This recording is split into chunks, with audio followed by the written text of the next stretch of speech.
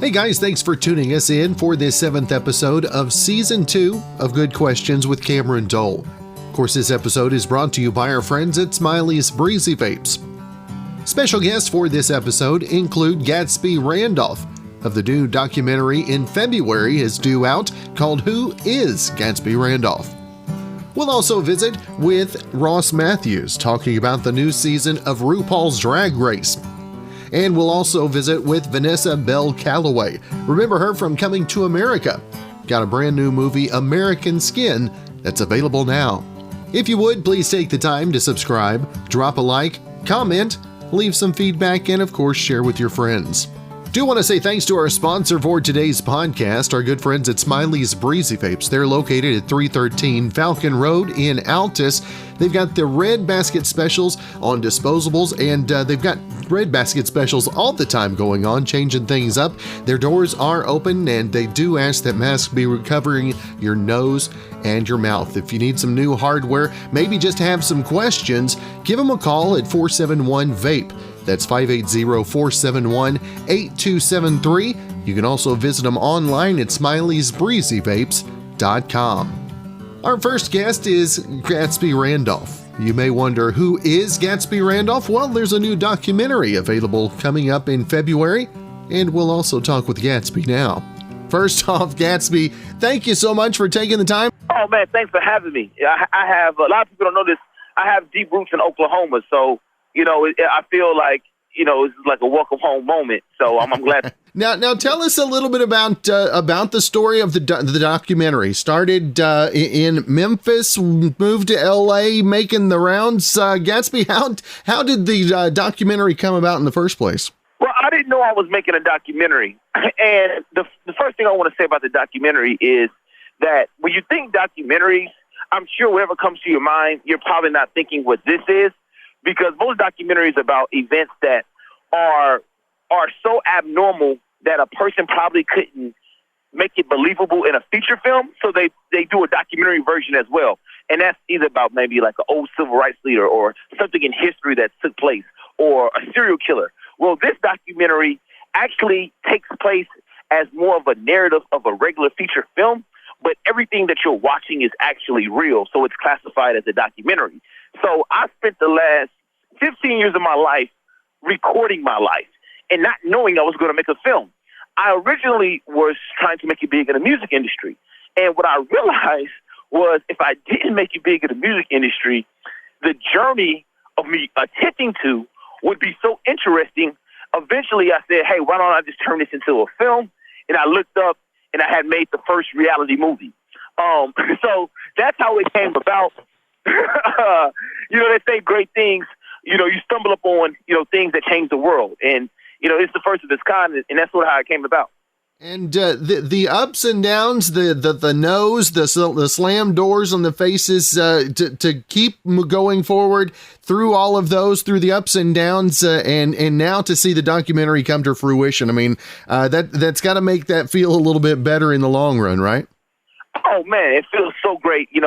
Currently, we're up for an Academy Award for Best Feature Documentary, currently in consideration.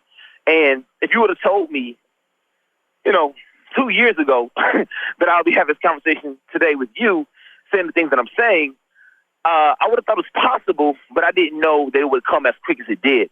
And, the people who are in the documentary are the biggest people in Hollywood, from Steven Spielberg to Beyonce, Jay-Z, Jeff Bezos, Tom Hanks, Reese Witherspoon, and the list just keeps going on. So you have to imagine, when I'm pitching this documentary, on paper, it sounds crazy. It's like Hollywood studios haven't even put this many people together. And the movie takes place, we shoot it, the main scene is shot at the Oscars on Oscar night. So before I had any of this put together where I could hit play, keep in mind, people are just seeing this on a pitch proposal, and they think, like, I must be on shrooms. They're like, who is this guy? So to have it to where not only is it complete and it's about to come out, like I said, for it to be even considered by the Academy Awards, it's unbelievable feeling. For you, Gatsby, when did the road and the want to in your life for music? When did you know you had something special, and when did you also in turn know that road was going to veer off in a different direction, if you will? Well, so when I grew up, as you know, I was in nightlife. So even in high school, I started DJing. And by the time I got to college, I owned a nightclub. I went to college in Nashville, Tennessee. I owned a nightclub. But I knew that I would probably make my way towards Hollywood because I wanted to have an impact on culture, a national impact on pop culture. And it was just going to be very hard to do that, you know, owning a nightclub. So I got into management. And eventually, I got a record deal offer for one of my artists at Universal Republic. So we pack up everything and we come to Hollywood. And on day one, I think I'm about to get $1 million check. But this executive walks into the second meeting and he ruins it. And literally, I see the contract get balled up and thrown away. And at 9 o'clock at night, I'm homeless. I have nowhere to go. So the journey really starts from there. And I decided that, hey, you know, just record everything because I was infatuated with cracking the code of how does anyone make it? How does someone make it in Hollywood? And I was willing to turn myself into the first case study and document that. That's right. Now, Gatsby, if folks want to find out more information, obviously they can check out the trailer online. Where would folks also find more information, keep up with everything you got going on social media wise as well? Yes, just go to my Instagram at Who Is Gatsby Randolph. And it's funny, when a movie comes out, if you go to my Instagram, once again, that's at Who Is Gatsby Randolph, you're going to be able to watch my Instagram picture for picture and follow this movie. That's how to the T it is with all the events that you're going to see. And I look forward to it. And Oklahoma City, so much love for you. And yeah, I see you guys on the red carpet. All right. Well, Gatsby Randolph, great to visit with you this morning. Looking forward to the documentary and hope you have a brilliant 2021 as well, my friend. Thank you. Thank you.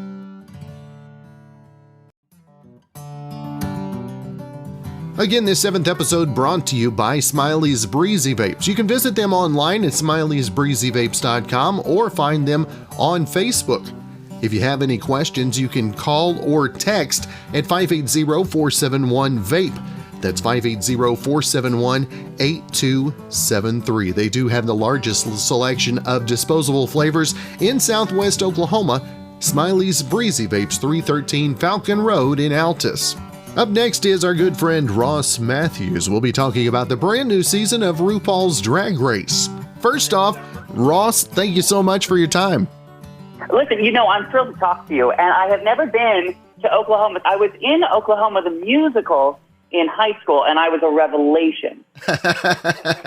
Of course you were. Now, Ross, the new season of RuPaul's Drag Race and in all that 2020 was, man, how much of a difference is it? But then again, how much does that allow it to shine through for its true beauty, if you will? Well, you know, our show is all about bright colors and LOLs and really about telling stories of heart, the human heart. And I think maybe we need this more than ever right now. It is a great respite from what's going on in the world. If you just want to watch a show, be inspired, be entertained, and literally laugh out loud, we are the show for you. Ross, one of the questions I've always wondered is these aren't like 24-hour transformations. These are transformations that have taken years of practice and rehearsal and all of that to get ready for the drag race. And Ross, how much time is devoted, do you think, by these drag queens competing? Oh, I mean, absolutely years honing the skill. And tons of money too. You know, drag is really about creating a persona. You know, that's what it becomes. It's like a character study of your drag persona. And you know, you think about this since the days of Shakespeare, men have been dressing up in women's clothes to portray different characters. So this is a really age-old art. But what has become on our show is really mainstream. We have people watching this show that I can't believe. I walk through the airport, and sometimes a big macho guy will come up to me and say, "Hey, Shangela got robbed on his And that makes me so happy because people understand that we're telling universal stories here. And to talk about the stories that you guys are able to share, and then the transformations for the winners and moving on. How cool is that to see the camaraderie and the family that's built season after season? It is, because we all have each other's backs. Although they are competing for the crown, as a community, we have each other's backs, and I think the audience does as well. And when these queens come on our show, whether they win the crown or not, they have careers after this. They are touring and performing, and they become huge stars in their own right. A lot of our queens have gone on to star in TV shows and movies, like A Star Is Born. Yeah, they are really being taken seriously by Hollywood and by audiences around the world. It's amazing. Now, what do you think is the biggest misconception of the behind the scenes? Is it really cutthroat and dramatic as folks would expect, or is it maybe a little tamer than what folks expect?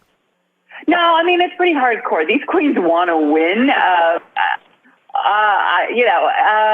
but there is a sisterhood at the end of the day, and we do, because we come from in a community that has not always been celebrated, let alone tolerated. So at the end of the day, we do have each other's backs. But trust me, they will throw down for that crown. And Ross, something I've been asking everybody is what did 2020 teach you that you're carrying into 2021? Maybe setting the goals or something for you. Well, 2020 was a tough year for everybody. For me personally, I also lost my mom, which was very tough in this time of isolation. And so I really tried to get myself together. I didn't want to lose a year. I wanted to gain something. I wanted to gain my health. So I've started on a journey. I'm down like 55 pounds, and I'm feeling strong and healthy and good. And so I want to continue that dedication to myself. If we've learned anything in this past year, it's how precious life is. So I don't want to forget that for 1 second. That's right. And of course, new episodes as the season continues on, 8 Eastern, 7 local time on VH1 Friday nights. And Ross, if folks want to keep up with all of your extracurriculars, if you will, social media wise, where's the best ways to keep up with you? Well, in addition to watching Drag Race, you can follow me everywhere at Hello Ross on social media. And I'm on the Drew Barrymore show every single day, so check me out there, too. That's right. Well, Ross, always good to visit with you. I wish you a very happy 2021, and hopefully we can catch up again real soon. I would love that.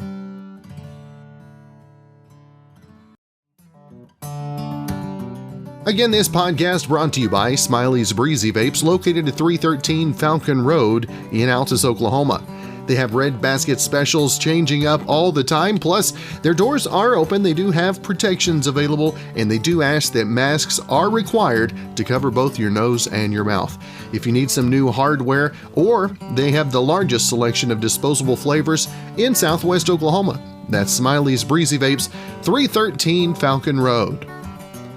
And our final guest is actress Vanessa Bell Calloway. You remember her from her time on Coming to America? Well, got a brand new movie available now, American Skin. First off, Vanessa, thank you so much for your time. Oh, thank you for having me. Good morning, everybody.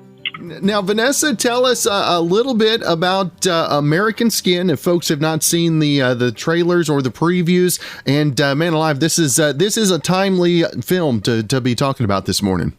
Yes, it is a timely film, and what makes it timely is the subject matter. The subject matter, unfortunately, is something that we've seen all too many times. We're all too familiar with it. Police officers killing young black men for, basically no reason at all, not taking a moment to really investigate the situation. And this takes place where the father and his son are basically in a car together, and they get pulled over for what is a suspicious routine stop. I mean, they really had no reason to be pulled over. But, the police found a reason that they needed to be pulled over.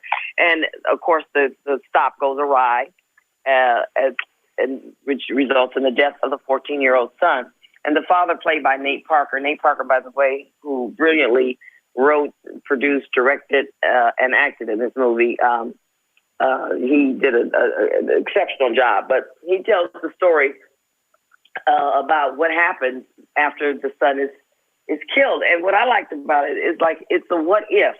Yes, we all know the subject matter. We know basically what happens. You don't even have to see the murder. You don't see the murder. You don't see the young boy laying on the street. You don't have any of those shots. You don't even hear the gunshot, because you know what's going to happen just based on them getting pulled over. But what he then does is he finds a very interesting way to bring the audience in, and basically you become the judge and the jury, and you get to see all the different perspectives of what everybody was thinking. So it becomes a what if. What if we had the opportunity to examine, the situation, what happened, why it happened, what could have happened, and how do we not let it happen again next time? And as he says, take a breath, save a life. Basically, take a step back, take a beat, take a moment, and you can actually save a life, because you can think something through, pulling a trigger and then going, I fear for my life. It's maybe not always the thing that you have to do. There's other ways to solve a problem. So it's brilliantly done with a different point of view.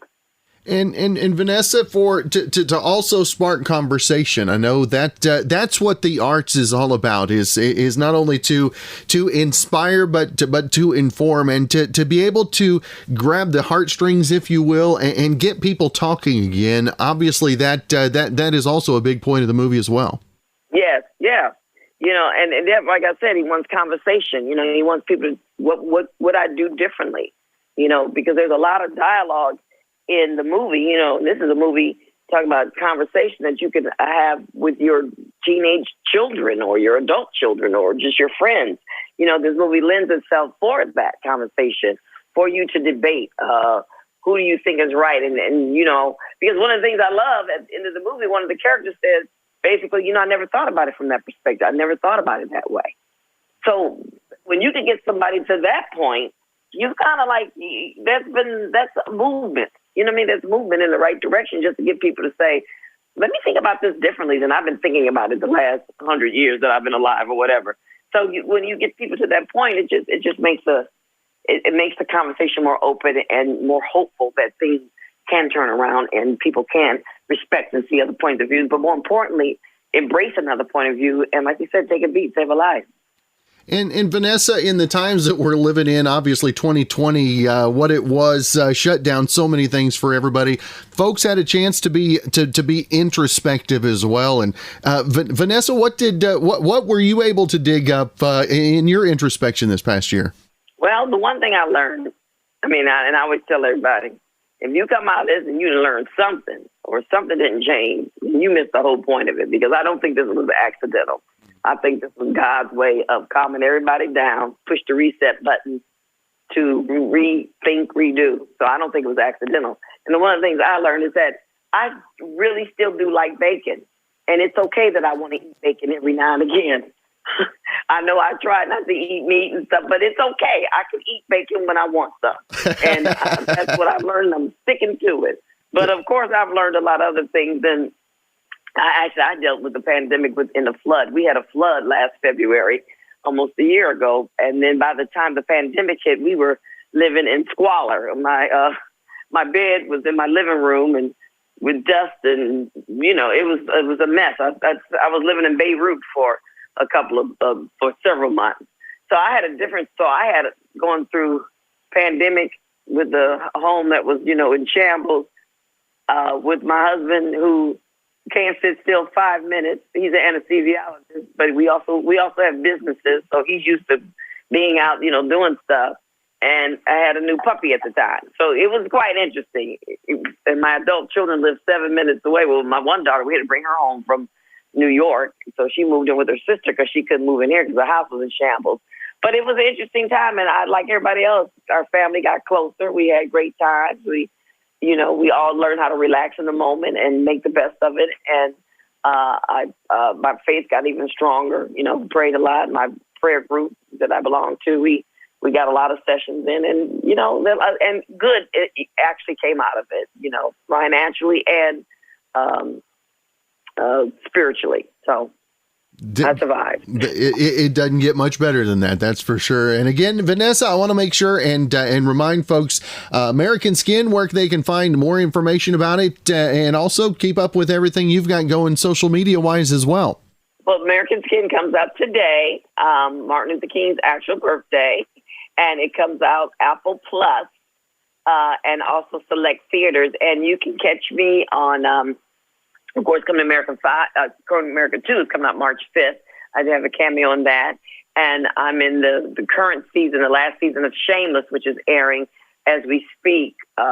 This is season 11. So you'll be seeing me in some upcoming episodes of that shortly. And then the show that I star in, my show, Saints and Sinners, Bounce TV, that we shoot in Atlanta, is coming on in March. But we did a TV movie this year as well. And I believe that's coming on in February. So yeah, those are some of the things I have going on as we speak right now. There you go. Well, Vanessa, that's a good thing. So plenty of time, plenty of opportunity to check her out. Again, Vanessa Bell Calloway, thank you so much for your time, and hopefully you have a great 2021 as well. I'm banking on it. That's where I'm going with it. You too. Be safe. Thanks again for joining us for this episode of Good Questions with Cameron Dole. And if you ever have a comment, question, or anything else, you can find me on Instagram, Twitter, and Facebook, all at GQ with Cam. If you'd like to help out in the funding for this podcast, feel free to click the support tab and follow the instructions. If you have a special guest idea, email me, gqwithcam@gmail.com. Again, thanks to Brandon Allen for coming up with the music. We're going to let him play us out into the weekend. Be back with episode number 8 of season 2 coming up on Monday.